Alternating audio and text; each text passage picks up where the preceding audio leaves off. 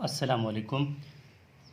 जो आज topic discuss करेंगे वो है development of the pituitary gland, यानी पिट्यूटरी ग्लैंड किस तरह डेवलप्ड होती है और कौन से वो कौन से स्टेप हैं जिससे पिट्यूटरी ग्लैंड जो है वो बनती है। देखिए, पिट्यूटरी ग्लैंड जो है वो इंट्रायूट्राइन लाइफ में बनता है। ठीक है, अब किस तरह वो स्टेप्स देखते हैं। देखें, सबसे पहले तो हमारे पास ब्रेन वेसिकल्स बनते हैं। ठीक है, जब कोई एम्ब्रियो जो है अंदर इंट्रायूट्राइन लाइफ में बन रही होती है ना, तो उस टाइम पहले ब्रेन वेसिकल्स बनते हैं। जब हमने पिट्यूटरी ग्लैंड की डेवलपमेंट देखनी है तो हमने सबसे पहले ब्रेन वेसिकल्स पे बात करेंगे कि ब्रेन वेसिकल्स बनते हैं। उस ब्रेन वेसिकल्स कौन कौन से होते हैं वो देखते हैं। ठीक है, कितने बनते हैं? 3 ब्रेन वेसिकल्स बनते हैं। ठीक है, उसमें से जो एक बनता है इसको कहते हैं प्रोजेनसेफेलॉन, फिर बनता है मीजेनसेफेलॉन, फिर बनता है रोम्बेनसेफेलॉन। ठीक है, ये क्या है? प्रोजेनसेफेलॉन, मीजेनसेफेलॉन और रोम्बेनसेफेलॉन। इसको मैं यहाँ पर नाम लिख देता हूँ। ये क्या है? प्रोजेनसेफेलॉन। ठीक है, ये है प्रोजेनसेफेलॉन। ठीक है, प्रोजेनसेफेलॉन है। ये क्या है? ये है मीजेनसेफेलॉन, मीजेनसेफेलॉन। ठीक हो गया, प्रोजेनसेफेलॉन हो गया, मीजेनसेफेलॉन हो गया। ठीक है, तो ये क्या है यहाँ पर? ये है, ठीक है, प्रोजेनसेफेलॉन, मीजेनसेफेलॉन हो गया। ये है रोम्बेनसेफेलॉन। ठीक है, रोम्बेनसेफेलॉन हो गया। अब होता ये है कि जो प्रोजेनसेफेलॉन है वो मज़ीद आगे डिवाइड करेगा दो में, मतलब दो में कन्वर्ट हो जाएगा। ठीक है, ये रोम्बेनसेफेलॉन था, ये दो में डिवाइड हो गया। ठीक है, दो में डिवाइड हो गया। रोम्बेनसेफेलॉन था, दो में डिवाइड हो गया। अब इसको अगर कलेक्टिवली देखें ना, कलेक्टिवली तो ये प्रोजेनसेफेलॉन है। ठीक है, कलेक्टिवली क्या है? प्रोजेनसेफेलॉन। इसको कलेक्टिवली देखें तो प्रोजेनसेफेलॉन है, लेकिन ये डिवाइड हो गया है दो में। पहला एक ऊपर वाले में उसको कहते हैं टीलेनसेफेलॉन, टीलेनसेफेलॉन। ठीक है, टीलेनसेफेलॉन। और नीचे वाला जो है दूसरा जो पोर्शन है इसका, इसको बोलते हैं डाइनसेफेलॉन, डाइनसेफेलॉन। ठीक है, प्रोजेनसेफेलॉन जो है वो डिवाइड हो गया था किस में? टीलेनसेफेलॉन में और डाइनसेफेलॉन में। नीचे क्या था? मीजेनसेफेलॉन था, मीजेनसेफेलॉन। फिर क्या था? रोम्बेनसेफेलॉन, तो ये वही रोम्बेनसेफेलॉन। ठीक है, अब हम इसको मज़ीद थोड़ा बताएंगे कि जैसे ही मैं किसको पिकअप करूँगा? अब सिर्फ मैं पिकअप करूँगा डाइनसेफेलॉन को, क्योंकि जो पिट्यूटरी ग्लैंड है वो बनती है डाइनसेफेलॉन से। ठीक है, अब हम पिकअप करेंगे डाइनसेफेलॉन को। ठीक हो गया, तो अब मैं यहाँ पर बना देता हूँ डाइनसेफेलॉन को। ठीक है, ये तो है। ठीक है, ये बना वही टीलेनसेफेलॉन और ये है डाइनसेफेलॉन। ठीक, फिर ये है टीलेनसेफेलॉन, ये है डाइनसेफेलॉन। ये क्या है? टीलेनसेफेलॉन है, ये जो है डाइनसेफेलॉन है। अब इससे बात बढ़ेगी आगे।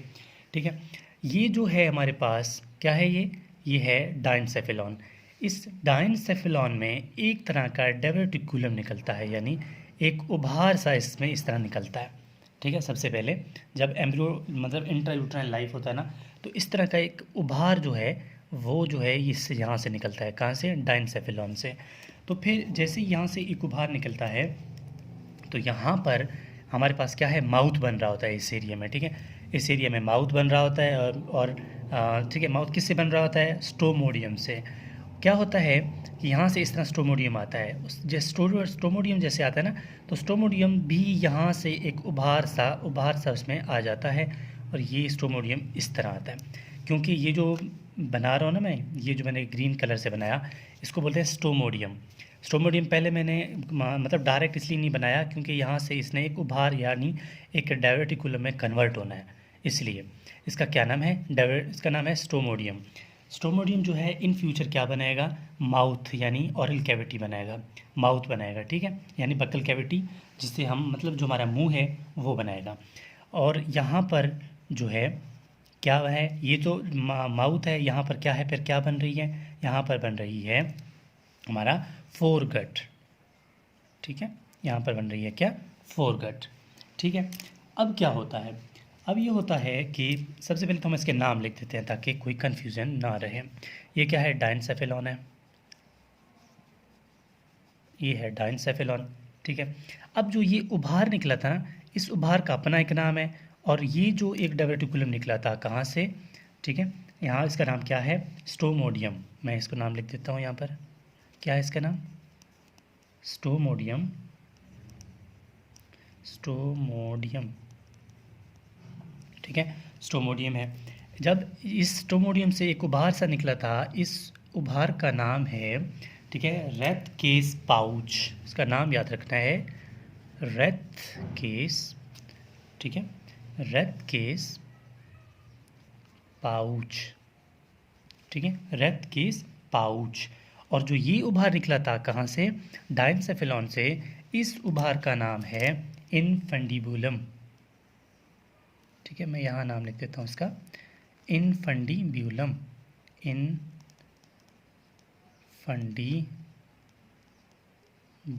इसको बोलते हैं, इनफंडिब्यूलम। ठीक है, इसको यहाँ पर क्या था, यहाँ पर आप लोगों को समझ आ गया होगा कि स्टोमोडियम जो है वो यहाँ से जैसे ही आगे आएगा तो एक डायवर्टिकुलम में कन्वर्ट हो जाएगा, उसका नाम है रेथ केस पाउच। तो ये हो गया पहला स्टेप। फर्स्ट स्टेप में ये चीज़ें होती हैं। ठीक है, अब होता है सेकंड स्टेप, स्टेप नंबर 2। ठीक, स्टेप नंबर 2 में क्या होता है, देखो स्टेप नंबर 2 में वही चीज़ें सिर्फ रीअरेंज होती हैं, मतलब अब मुख्तलिफ शेप चेंज कर देती हैं। स्टेप नंबर 2 में ये होता है कि ये हमारे पास था, ठीक है, ये हमारे पास था डायनसेफेलॉन का रूफ। डायनसेफेलॉन था, डायनसेफेलॉन ने एक उभार सा बनाया था, उसका नाम था इनफेंडिबुलम। हमने वहाँ पर एज इट इज़ यहाँ पर लिख दिया। ठीक, अब ये तो रूफ था किसका, ये है रूफ ऑफ, किसका रूफ था, ठीक है, डायनसेफेलॉन। डायनसेफेलॉन का रूफ था। अब इसके नीचे क्या है, इसके नीचे फ्लोर है। अगर ये रूफ है तो यहाँ पर फ्लोर होगा। फ्लोर किसका होगा, फ्लोर होगा, ठीक है, स्टोमोडियम का फ्लोर है। यहाँ पर ये उसी तरह था। ठीक, ये है फ्लोर किसका, ये वो दोनों उभार हैं, ठीक है, सिर्फ रीअरेंज हुए हैं। ये है स्टोमोडियम,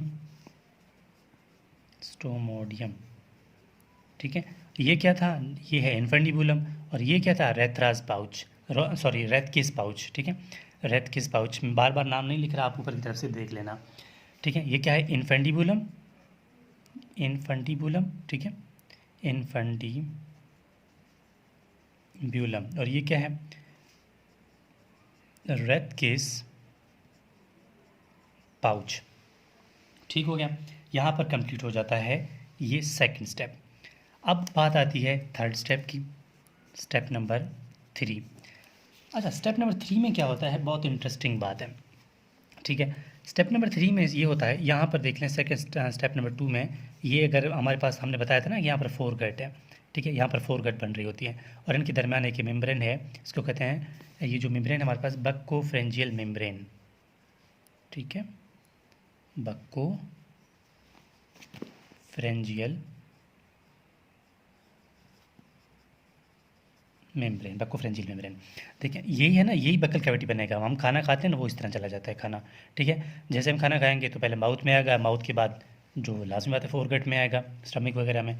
ठीक है, इसलिए इसको ये मतलब जो स्टोमेडियम है ये आगे क्या बनाएगा, माउथ कैविटी यानी बक्कल कैविटी बनाएगा। अच्छा, थर्ड स्टेप की बात करते हैं।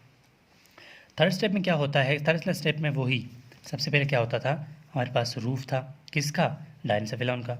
ठीक है, ये डायनसेफेलॉन का रूफ है।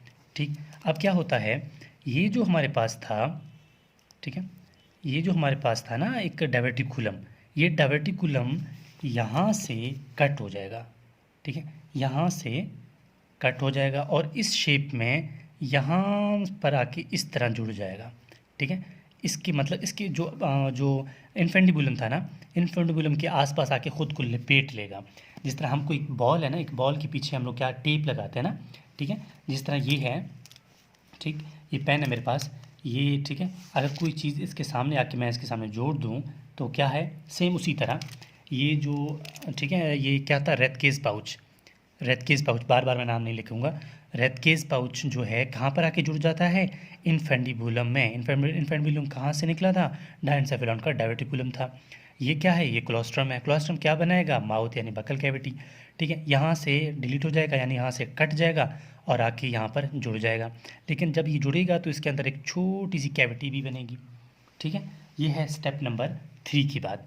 अब उसके बाद स्टेप नंबर 5 मतलब स्टेप नंबर 4 आता है, ठीक है। स्टेप नंबर 4 में क्या होता है अब वो देखना है। स्टेप नंबर 4 में सिर्फ यही काम होता है, इसके अलावा कुछ भी नहीं होता, वही बातें हैं, ठीक है। स्टेप नंबर 4 में ये वही है, ये क्या है हमारे पास, ये हमारे पास वही डायवर्टिकुलम था, किस चीज़ का, डायनसेफेलॉन का, ठीक है। डायनसेफेलॉन,